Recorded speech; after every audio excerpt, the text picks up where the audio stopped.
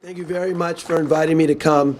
Excuse me, I'm getting over a cold, so I'll try and speak as loud as I can. Like in many places in California and Los Angeles this year, they threatened the complete elimination of adult education. And we organized the teachers, we organized our students, we organized the community to fight against that. We understand that there's a recession. We understand that there's not much money.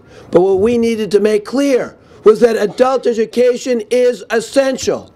It's essential to people's jobs. It's essential to the future of California. And it cannot be cut.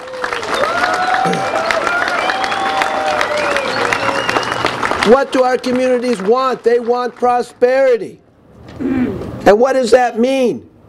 Are we going to be prosperous? Are you going to be better off with a new factory in China or Wall Street profits? No. A good economy is based on good paychecks. And good paychecks come from good jobs. And I might be old-fashioned, but the idea is that you get good jobs by education. When they stop investing in the community, where California is going to be less competitive. How can a community be prosperous if people don't have good jobs? How can you get a good job if you don't have a high school diploma? How can you have a good job if you can't speak English? This state has to invest in its people and communities, and that means keeping their investment in adult education. Yes.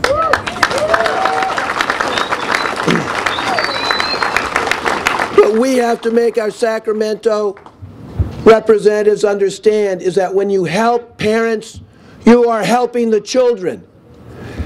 Let me ask you a question. Is it good when the children speak English and the parents don't?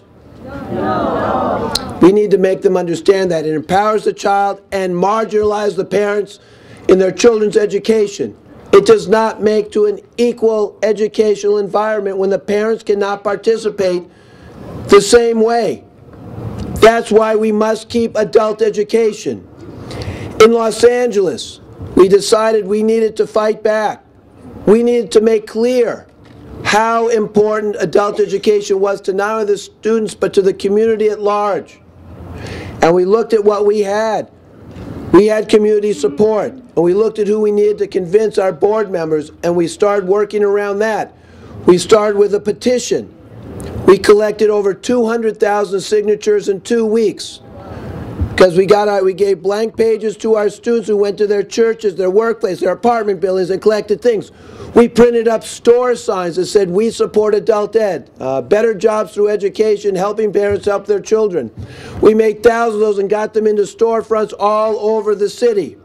We started sending letters, not to the board members, we started sending letters to our representatives, because they're all responsible, to the assembly members, to the state senators, to our congresspeople, to our city council members, and we collected letters of support from many politicians, and that put pressure on our board members. We started calling our board members.